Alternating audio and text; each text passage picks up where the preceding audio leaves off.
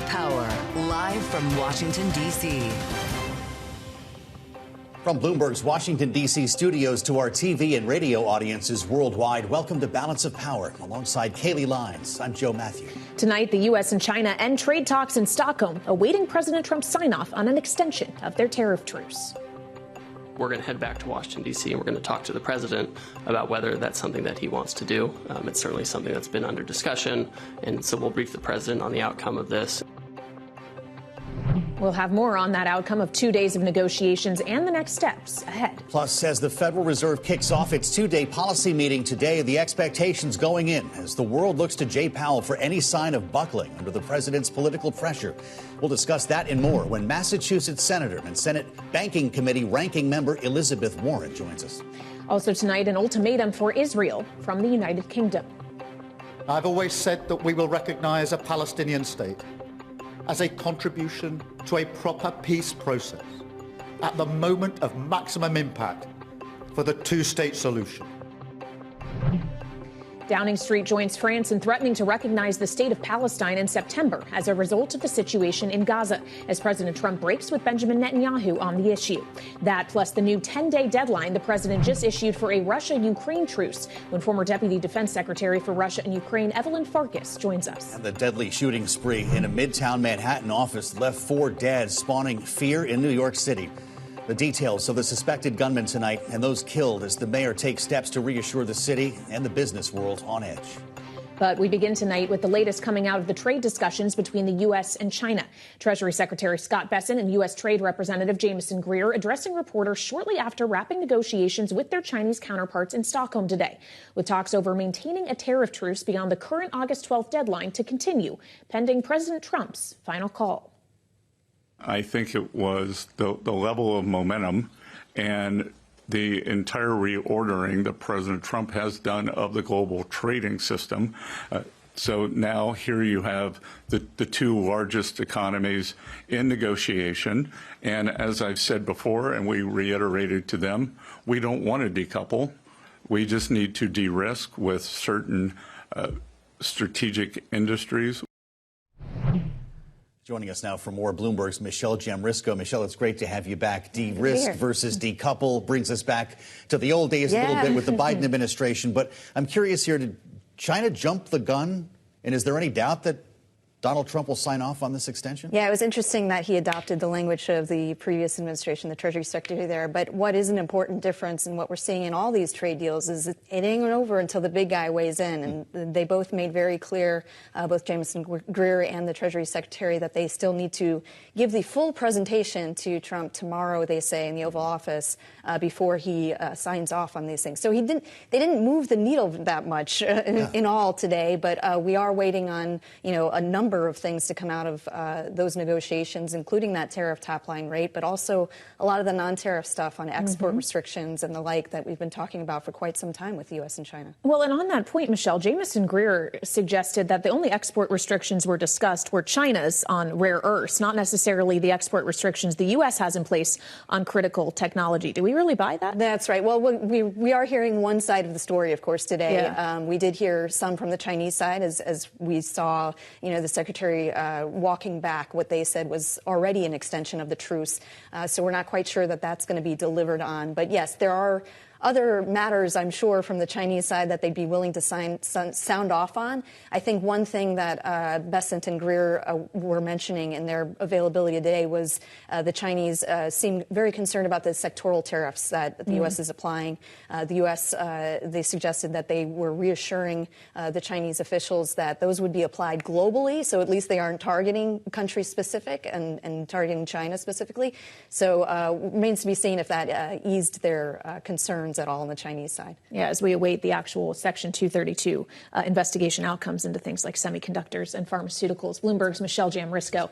Thank you so much. And we'll have more on that news from Stockholm later in the program. But just a few blocks from our studio here in Washington is another series of meetings that the president is sure to comment on. The FOMC kicking off its 2-day policy session, expected to hold interest rates steady tomorrow, even in the face of growing pressure President Trump is putting onto the Fed, particularly the Fed's chair, Jerome Powell. And joining us live here on Balance of Power on Bloomberg TV and radio on that and much more is Democratic Senator Elizabeth Warren of Massachusetts, the ranking member of the Senate Banking Committee.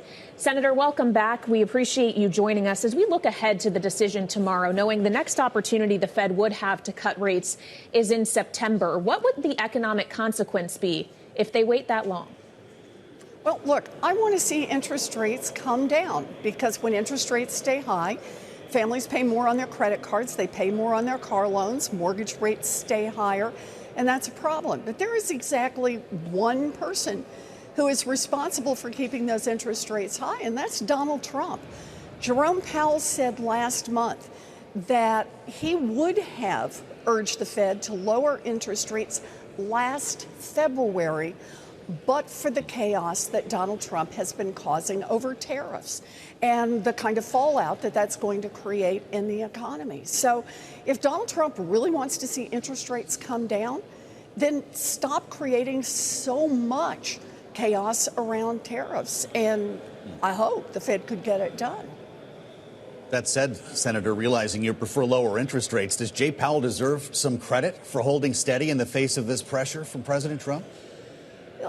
Look, now it's like an upside down world. I want to see Fed Chair Powell lower interest rates. I think that's good for families. I think it's the right thing to do in the economy. But I also want to see an independent Fed. And when Donald Trump simply tries to persuade, he says, here are the arguments in favor, here's why I think you should do it, I get that. But when he threatens to fire Powell, when he blows up this whole pretext of trying to fire him for cause, when he does that kind of thing, now he threatens the independence of the Fed. And there's a real cost to that, not for Jerome Powell personally, but a real cost for our economy.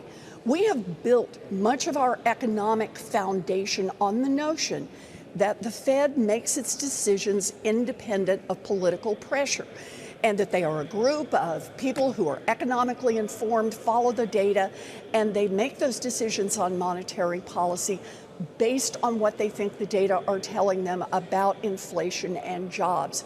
And when Donald Trump blows through all that, he undermines confidence in the Fed and in our entire financial system. That's a real problem. Well, of course, part of what President Trump and others in the administration argue is that if the Fed lowers interest rates, it will help to ease the issue we have in this country with housing in particular, at least on the interest rate side. But I know you and your colleagues in the Banking Committee are also trying to do things about that on the supply side, as the measure you co-sponsored with Chairman Scott, the Renewing Opportunity in the American Dream to Housing Act, passed unanimously through the committee. Quite the bipartisan feat in today's political environment. Yep. Senator, my question is, when we look at the contents of that bill, knowing that part of it is asking HUD to establish new things like loan and grant programs for qualified homeowners or landlords, knowing at the same time the administration is actually trying to reduce HUD as we speak, do these things run into conflict with each other? Can both be done at the same time? So if I can, let me back up just a tiny little bit. We have a housing crisis in America. Prices are up, and for decades now, officials have just stood by policymakers and said, wow, prices just keep going up. That's a real problem. The real problem is we don't have enough housing. It is a supply problem. So what we have done with this bill is that we are pushing toward more supply. We need about 7 million more housing units in America. This bill has 29 different provisions to it that mostly all row in the same direction. Some involve HUD, and many of them do not involve HUD. But the whole point here is to put the federal government in the position of saying it is a matter of federal policy that we want to encourage more housing development. We want more of it in Massachusetts, in South Carolina. We want more of it out west, down south, up north. We want it in urban areas, in rural areas. And every member of the Banking Committee, all 24 of us, have provisions in there to help make that happen. Yes, we need a functional HUD to help on parts of that, but I do want to underline here, some of the provisions in this bill are about cutting red tape and slimming down some of the programs that HUD works on. Other parts are about we're gonna give some trial runs to some ideas and try a few things that haven't been tried before. We even have an innovation fund in this for cities and towns that are trying to build more housing. There are a lot of good ideas in this bill because the housing problem we have right now wasn't caused by one thing going wrong. It was caused by a lot of things going wrong. So it's going to take a lot of things to help fix it. And I'm excited. Say it again. It was bipartisan, unanimous in the United States Senate. That's pretty amazing. Yeah. Well, it is duly noted, unanimously passed out of committee. That means every Democrat and Republican voted for this, suggesting there could be some momentum on the floor. If we get that far, Senator, there are a lot of questions about the interference that you could bump into when lawmakers return to town following the August recess, assuming you get there. One of those distractions is the Jeffrey Epstein story. And I have to ask you about this, not that we're featuring this in our interviews, but it is apparently impacting the agenda. House lawmakers went home early because of this. The President of the United States has been talking about, or certainly asked about, a pardon repeatedly when it comes to Ghislaine Maxwell. And I'd like for you to hear what he's said about this most recently, and we'll ask you about it. Here's President Trump. Mr. President, the President completely rule out a pardon for Ghislaine Maxwell who landed. Is that something you would ever consider, and why? Pardon for who? For Ghislaine Maxwell. Well, I'm allowed to give her a pardon, but nobody's approached me with it. Nobody's asked me about it. And by the way, I never went to the island. I never had the privilege of going to his island, and I did turn it down. I don't know what we're calling a privilege here, Senator, but I'm just wondering your thoughts on this. What do you think is more likely, Ghislaine Maxwell testifying before Congress or getting a pardon from Donald Trump? I don't know what's more likely, and I'm not good at anticipating this, but I just want to be clear. The only way that this thing resolves itself is to be completely transparent. Put out all of the records, all the testimony, whatever it is that she has told the lawyers down in Florida just earlier in the week. Get all that information out there. Let everybody look at it. And let people evaluate what they think is true, what they think is not true, what they think is credible. But this idea of holding back information and kind of sorting through it, a little piece here and a little piece there, boy, I got to tell you, that is keeping everybody in churn over on the Republican side, sucking up a lot of oxygen that we could be using to do things like work on a housing bill to bring down the cost of housing for every family across this country. Will Congress push these files out in September when everybody's back? Well, the House has already moved in that direction. If we need to, we have raised the issue now in the Senate. Look, this is one of the things that Congress does. It's part of our oversight.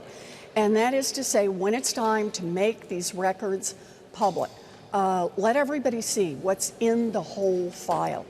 Because there have been a lot of contradictory statements here. Remember, it was the Attorney General of the United States who says at one point, yes, that she has the Epstein files on her desk. She's talking about backing up, what was it, a truckload of documents and files, and then turns around and says nothing to see here.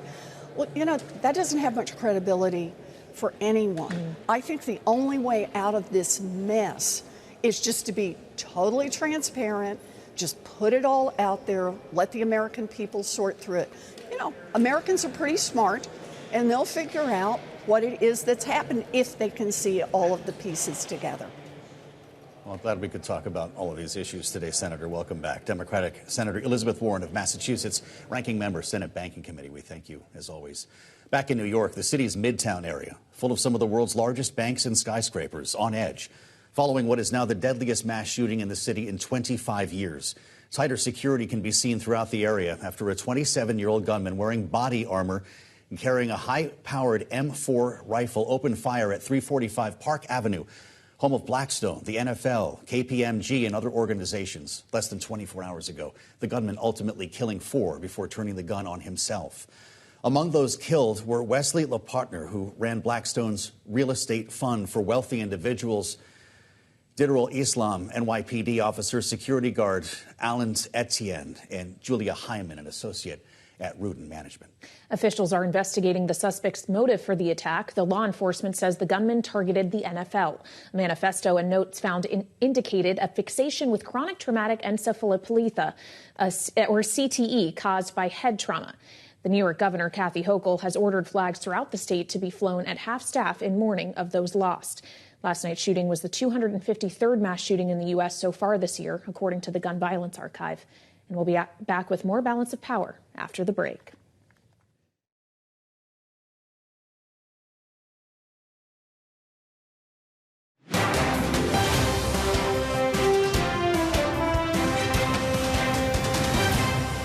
Medium-term growth has been relatively weak in the recent years, and it's expected to continue being weak. We have much lower long-term, medium-term growth than we used to have, let's say, 10, 15 years ago. And so that's a concern here, is that the tariffs are actually going to add to that tepid, mediocre medium-term growth and may not necessarily be reverted anytime soon. IMF Chief Economist Pierre-Olivier Garancha this morning on Bloomberg discussing the impact of tariffs on the global economy. This comes as President Trump wraps up his trip to Scotland, where he announced that the U.S. had reached a trade deal with the EU. This afternoon on Bloomberg, Jovita Neliupšienė, EU ambassador to the U.S., discussed the fine points of this trade framework and the parts of the deal that still need to be ironed out. It brings stability and predictability for their markets. This is what all the business we were engaged on both sides of Atlantic, be it in Europe, be it in the United States, were actually asking and craving for.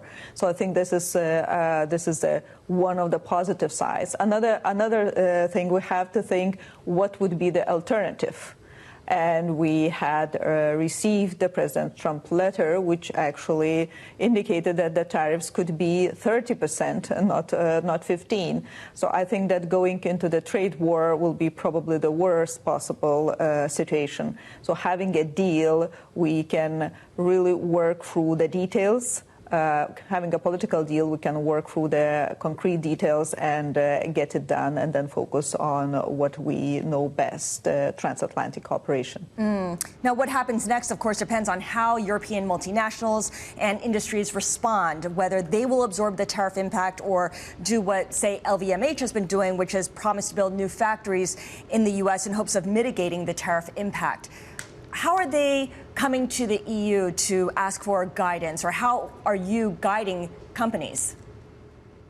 Well, I think, first of all, we have to finalize the paperwork. We have to finalize the statement, so it will bring even more clarity when we have it written down. It will be clear what kind of the tariffs we are talking about, because there will be a specific treatment for the strategic sectors such as aircraft, certain chemicals, certain drugs, where the tariffs will come back actually to the pre-January level.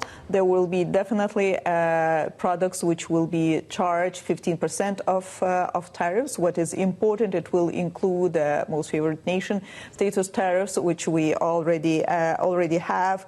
We still have to work out on steel and aluminum. So there are a lot of elements which are not yet written down, and we have to work through those details.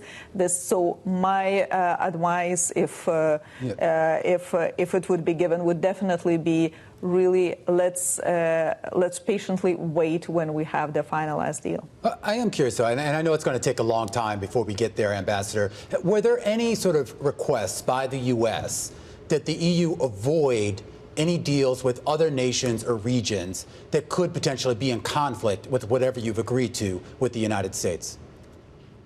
Well, look, we have more than 60 deals around the world, and we are continuing negotiating other trade deals. We just finalized the deal with Indonesia 2 weeks ago. We finalized the deal with Mercosur, and the negotiations with India are ongoing. So we have our own deals and our own commitments. I think that what happened over the last 3 months, I have to admit, we focused on EU-US deals and conditions in which the trade could be possible, and that we can come back to those predictable, stable trade relations. You can find the full conversation with Jovita Neliupšienė, the EU ambassador to the U.S., on the terminal or online.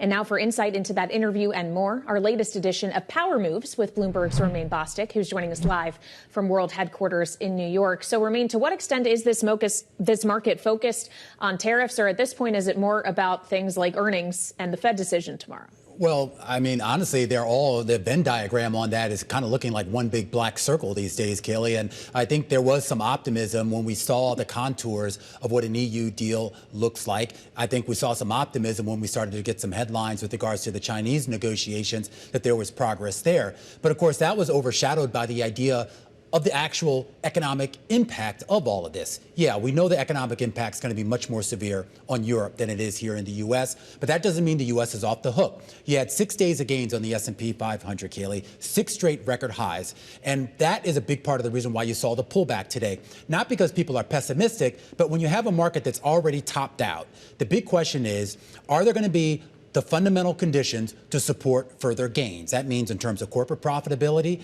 and it also means, of course, in terms of economic conditions. And Exhibit A of that is something that we got just a few minutes ago. We got some earnings out of 2 big travel companies, Caesars Entertainment, which is a huge casino company, and Booking.com, which, of course, is a big travel agency. And they both talked about this idea of global geopolitical uncertainty. Now, none of them specifically singled out the tariffs. Nobody named the U.S. or Trump by name, but it was very clear what they were talking about. The idea is that the level of travel and the quality of travel, meaning the quality to them in terms of how much people are spending, has been on the downtrend. And there's a big question as to whether that gets worse once we actually start to see the tariffs really start to kick in. And I think some of the anecdotal evidence that we're getting out of the casino companies, there's been so many videos online, Joe and Kaylee, showing casinos, big casinos over there, Caesars, the Venetian, basically empty, devoid of all those travelers that you would normally see this time of year. And I caught up with Clinton Henderson over at the Point Sky on the close just a little while ago, and he said that anecdotal evidence is real, and it's supported by the data. There has been a huge drop in inbound travel to the United States by foreign travelers, and the big question is whether that continues going forward. A lot of people are staying home, Romaine. Pretty interesting, having talked about export controls so much recently, including today with this latest round of talks with China. NVIDIA is not waiting around to find out what the final version of this deal looks like. They just placed a massive order for these M20 chips with Taiwan Semiconductor. Yeah, several 100,000 of them, which would add to, I think, 600,000 to 700,000 in inventory already sitting there. These are the H2O chips, Joe. And of course, there's been a lot of talk about NVIDIA's sort of high-level Blackwell chips. Well, the H2O chip is kind of a step down from that, and it was deliberately made that way in order to appease the Biden administration, which had raised some concerns about national security and export controls. NVIDIA developed this chip, and then the Trump administration came in and basically said, well, that's all well and good, but you still can't sell this to China. Of course, we learned a couple of weeks ago about a reprieve that will potentially allow them to start selling those chips. But right now, they still do not have the authorization. They still need that sign-off, that letter, that official letter from the State Department or from the Trade Representative's office in order to actually move these chips into Chinese hands. Right now, in theory, they're sitting somewhere in a warehouse somewhere. Taiwan Semi, NVIDIA, they can continue to sort of order these things, call them up, make them, but at some point, they still need the sign-off by the U.S. to actually sell those and actually collect revenue from them. Fascinating. Bloomberg's Romaine Bostick with the readout here on the markets. Romaine, thank you so much for all the info and the analysis. Coming up on Balance of Power, President Trump announcing a shortened deadline for Russia to reach a ceasefire agreement with Ukraine. It's now 10 days. We'll discuss what the threat of a secondary sanctions mean for Vladimir Putin's next move. With Evelyn Farkas, Executive Director of the McCain Institute, next on Balance of Power, only on Bloomberg TV and radio.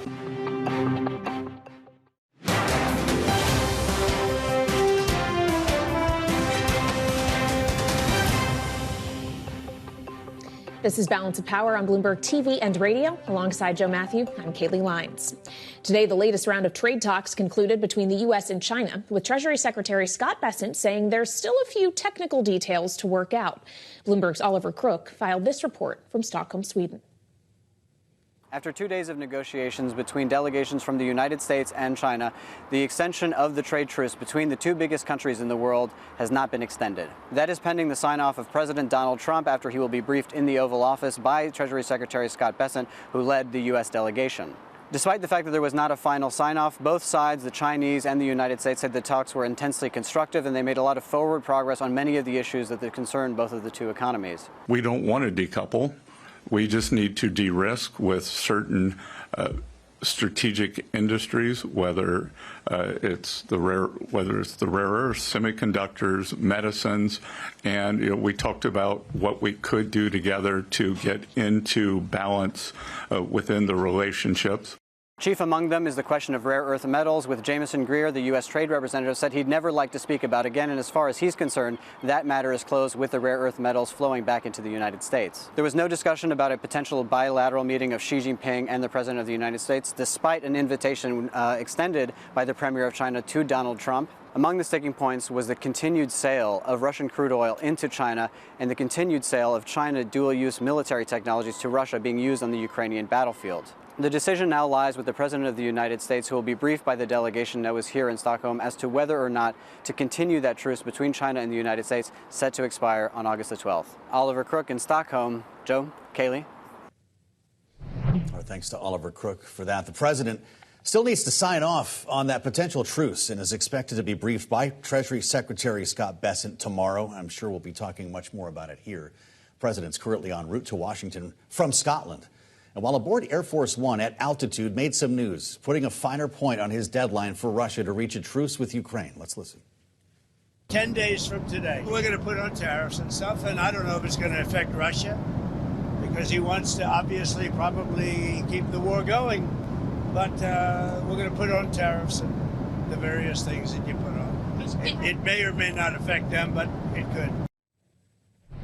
Joining us now with more on Balance of Power on Bloomberg TV and radio for a closer look at what this revised deadline could mean is Evelyn Farkas, Executive Director, Arizona State University's McCain Institute. She's also former Deputy Assistant Secretary of Defense for Russia and Ukraine. It's great to have you back, Evelyn. Does Vladimir Putin take Donald Trump seriously on this deadline? Well, Joe, he hasn't shown any signs of taking him seriously, or at least he's not afraid of any consequences. So he's continued and, in fact, ramped up his attacks on Ukrainian civilians. I will say, however, that it sounds like President Trump is saying, I'm giving you one last chance. So the number of days is probably not the issue. It's the fact that he's saying, I'm losing patience. Well, and when his patience has run out, his threat is that secondary sanctions will be put into place on the purchases of Russian energy products, oil, natural gas. Evelyn, even if Vladimir Putin doesn't want to change his behavior as a result of that, could it ultimately force it if somehow the engine of the Russian war machine, what's financing it, is actually damaged? Yeah, Kelly, I mean, clearly what President Trump is getting at is the ability to do harm to the war engine.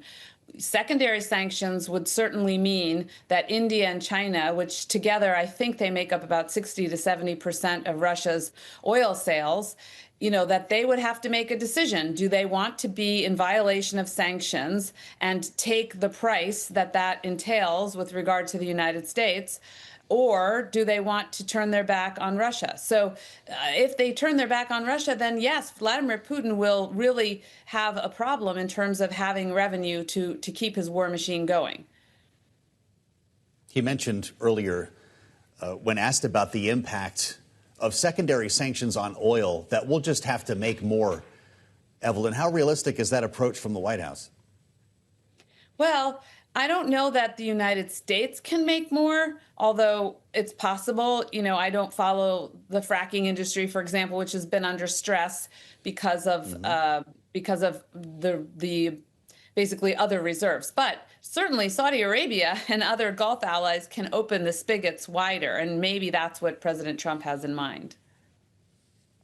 Well, when we consider that President Trump bringing forward this deadline, taking this kind of harsher tone when it comes to Vladimir Putin, comes in part as he was in Europe, in Scotland, meeting with the likes of the EU Commission President or European Commission President Ursula von der Leyen and the UK Prime Minister Keir Starmer. Does that show that our allies may be having more influence on the president when it comes to this particular issue? Is that partly how you see this particular shift? Yeah, I do see it that way, Kelly, because clearly he's had a good rapport with Prime Minister Starmer. He sees the UK favorably.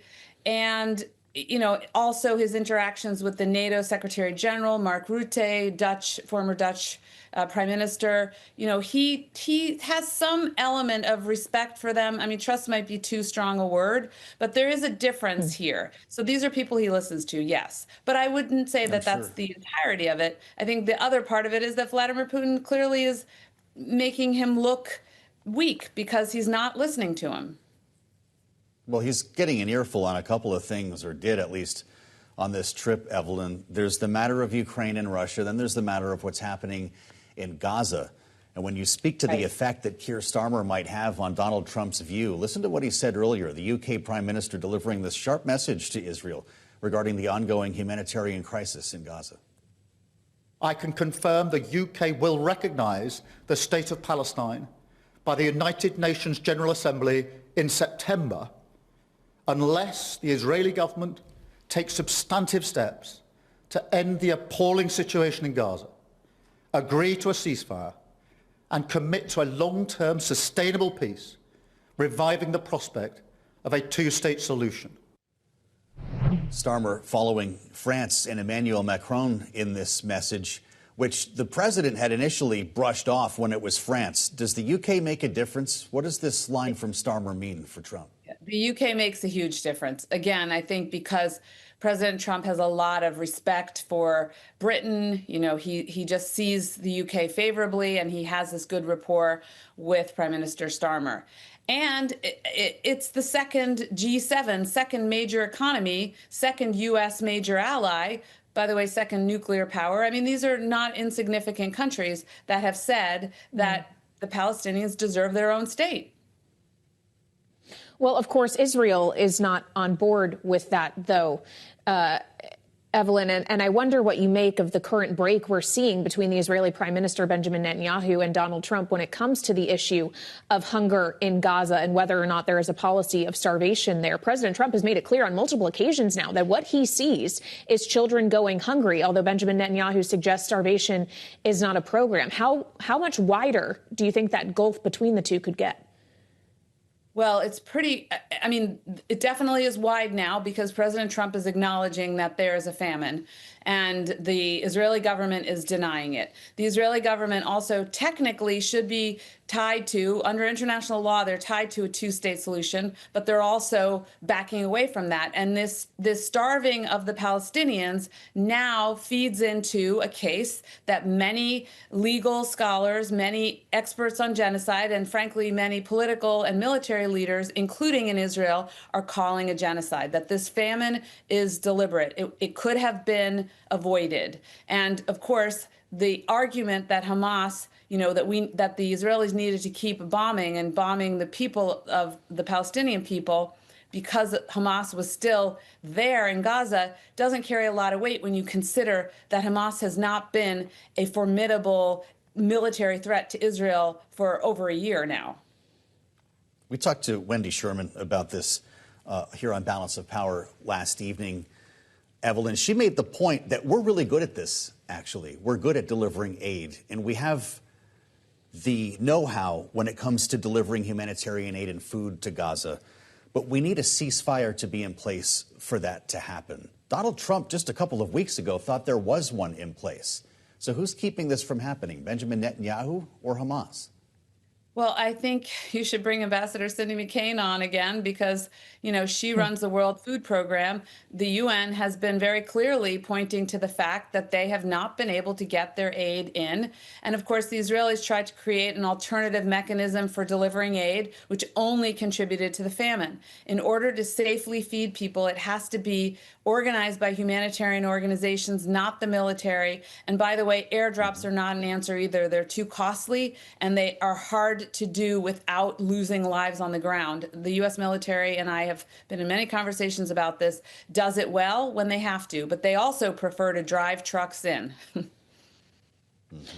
Well, so Evelyn, when we consider the kind of mounting pressure globally, it seems, that is being piled on Israel and on the Netanyahu government specifically, how do those pressures balance with the pressures he may be feeling domestically to continue to prosecute this war against Hamas, as he has been now since October 7th? Do the domestic pressures at some point become outweighed by the pressure from everyone else?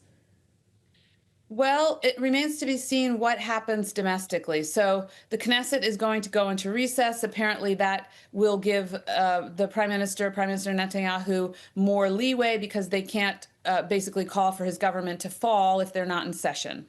The other component of this, of course, is the public opinion, and Israelis have been demonstrating consistently for over 2 years for a return of the hostages and to make that the primary effort. And, you know, the last poll that I saw, it was over 75% of Israelis disagree with this policy that Netanyahu is executing, and they believe that it should be get the hostages home as the #1 priority and deal with Hamas as the secondary priority. And again, many people believe that Hamas is no longer a military threat. So I think there could be more internal pressure being exercised against the current Israeli government policy, Kayleigh, and if that marries up with the external pressure, maybe we'll finally have a ceasefire. All right, we'll see. Evelyn Farkas, Executive Director at Arizona State University's McCain Institute. Thank you for joining us. Coming up, Lee Zeldin's EPA unveils plans to kill the government's authority to regulate greenhouse gases.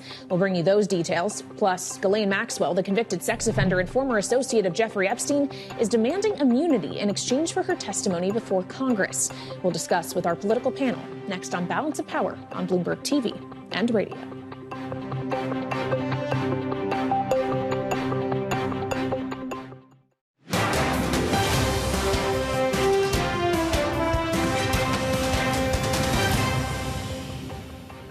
This is Balance of Power on Bloomberg TV and radio. Alongside Joe Matthew, I'm Kayleigh Lyons. We'll have more on our top story tonight ahead, the agreement to extend trade talks between the U.S. and China coming up with our political panel. But first, we want to bring you some other stories that we're following in today's Bloomberg Power Brief. The Trump administration is planning to scrap the U.S. government's authority to regulate greenhouse gases as an air pollutant, a move that sets the stage to severely weaken Washington's ability to fight climate change. The proposed EPA policy released today would reverse a 2009 declaration that planet-warming gases endanger public health and could be used to unwind other regulations limiting emissions from power plants, oil wells, and automobiles. Approval is subject to a formal rulemaking process, and climate activists have already vowed to fight the proposal in court.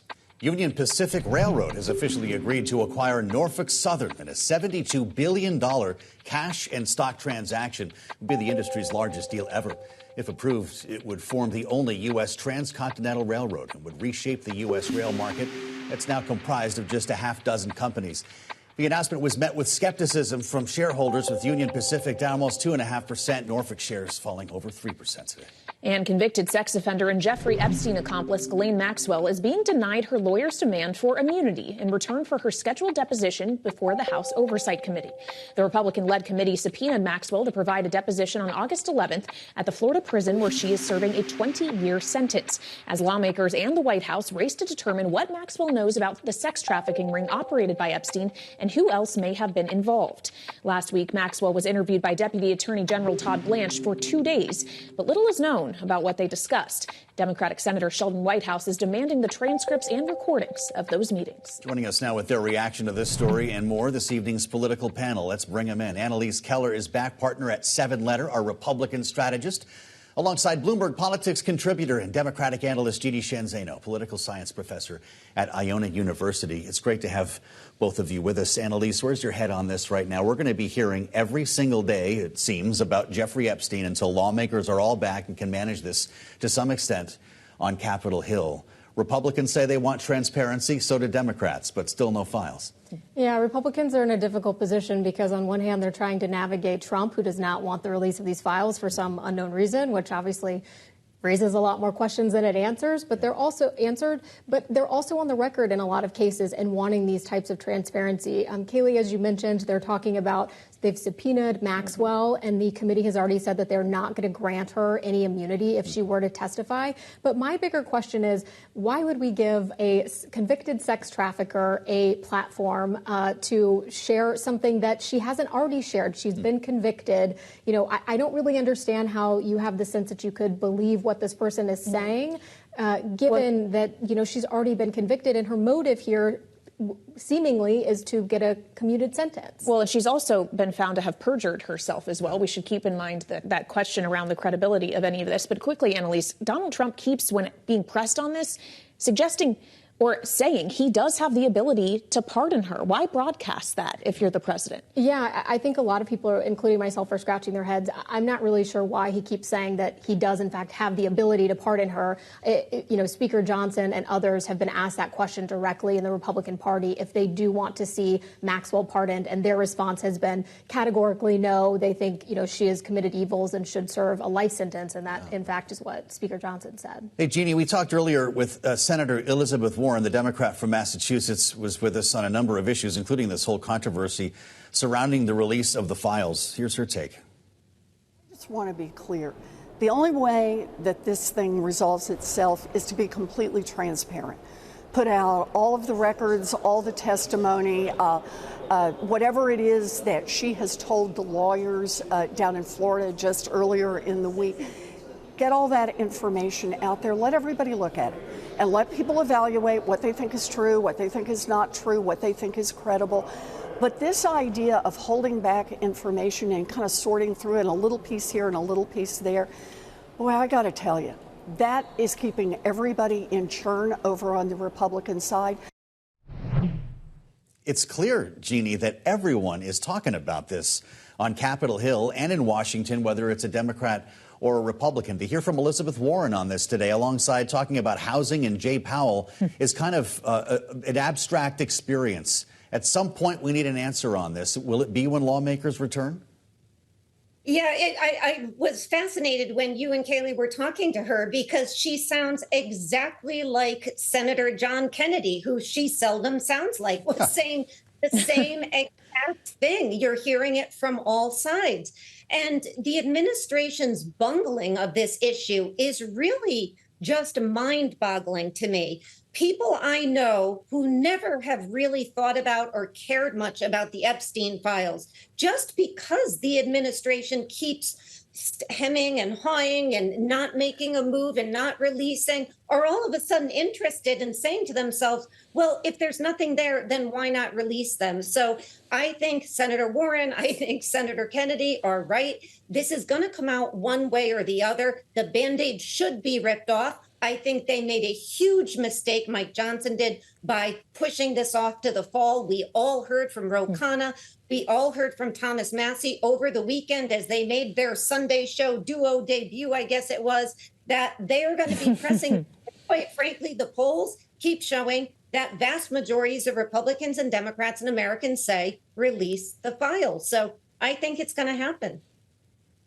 Well, as Jeannie points out, Annalise, the House has gone home for August recess. The Senate, however, has not. In fact, the Senate Majority Leader, John Thune, is suggesting they may go further into August than previously planned in order to advance the confirmations of a number of President Trump's nominees. How much August recess do you expect lawmakers are actually willing to give back? Yeah, I mean, senators are at a point right now where, you saw some eruptions on the Senate floor today with Senator Booker. Yeah. That was a little bit of Democrat on Democrat arguing, but they really are just at a place where they want to get back to their states. So that is a factor sort of laying over this context. They want to go back. They want to be talking about the big, beautiful bill, but they also have this pressure that's keeping them here, which is Donald Trump, who is hearing from everyone that he has nominated that they are wondering why they're not, their nominations are not moving forward. So he's putting that pressure on Thune to keep them around. From what I heard, the Senate lunch today was quite testy. They were talking about potential rule changes. They even brought up recess appointments, which, as we remember, is something that was talked about when Senator Thune and Rick Scott and John Cornyn were all vying for the majority leader spot. So I'm suspecting that those will be things that Thune will use as threats against the Democrats to hopefully get a package of noms that will come through towards either the end of this week. It sounds like there's a potential that they stay through the weekend. Yeah. But, they have codels, they have family vacations, they have commitments back in their states. Things start to get really off the rails if you keep them around too much longer. Yeah, need to get out of Dodge. Jeannie, Annalise refers to Democrat on Democrat arguing today on the Senate floor. This came down a little while ago. Cory Booker and Amy Klobuchar arguing about procedure. It actually got loud. There were some others who were involved here, and I just wonder what that tells you when we start to see stress at the seams like this inside either party, in this case, your Democratic Party. Well, number one, Joe, it is incredibly hot, as you guys all know, in D.C. It is very sticky out there. So I can't blame either Amy Klobuchar or Cory Booker for getting a little testy at this point. But I think there is really honest disagreements here on the procedure. I know that there has been this talk behind the scenes and now floating out to very much publicly about how the Democrats should handle this. And of course, there are a number of nominations that they are very concerned about. At the top of that list, Emile Beauvais. So, I don't think this is a surprise. I don't think the public, as we near August, is much focused on this. And of course, to Annalise's point, just like the Republicans, these senators want to get back and need to get back to their districts, and they need to do the work they have to do. And so there is a lot of infighting on how best to proceed and to counter these nominations. So I'm not surprised by this little blow up today. Mm-hmm. All right, Jeannie, quickly in our final 90 seconds or so here, President Trump right now is still aboard Air Force One en route back from Scotland. He'll be back in Washington tomorrow, where we understand waiting for him in the Oval Office for a briefing will be the Treasury Secretary Scott Bessent and USTR Jamieson Greer after they wrapped their own trade talks with China in Stockholm today, suggesting that nothing actually came of those talks until President Trump decides he signs off on extending the trade truce. What does that tell you, that they basically weren't able to tell the press today, yes, we have an agreement? It's instead, no, we need to go home and talk to the president about it. I think this is what we've seen in the first 6-7 months of this administration, and it's rightly so. The buck really does stop with President Trump. And so I know that they are very cognizant of not getting ahead of him on this. But even if, best case scenario, he signs off on this tomorrow, it is a 90-day extension filled with massive uncertainty, at least in my mind, very much like the previous trade deals. In my mind, this has been described as a very successful trip to Europe for the administration, and I'm not sure it is that. So best case scenario tomorrow, he gives the thumbs up on this extension. But beyond that, what this means for our policy for trade, not just with China, but as we near August 1st, basically the rest of the world, is still an open question. And I think for domestic politics, Americans, as prices rise as a result of all of this, are going to start to ask themselves, what the heck is in it for us in all of this? And they have not been clear on that either. We only have 30 seconds, Annalise. I just want you to weigh in. Was this trip a success as the president makes his way home? Yeah, I think the president does have a few weeks of success here. I think his deal with the EU was great. It's clearly a framework, but I think what we're going to see is that that's going to be leveraged to talk about it with China and the agreement with Japan as well. All right, Annalise Keller and Jeannie Shanzano, our political panel on this Tuesday. Thank you so much. And of course, we'll be back for more tomorrow. It's Fed Day, and you can catch a special edition of Surveillance, The Fed Decides at 1:30 p.m. Eastern here on Bloomberg TV and radio.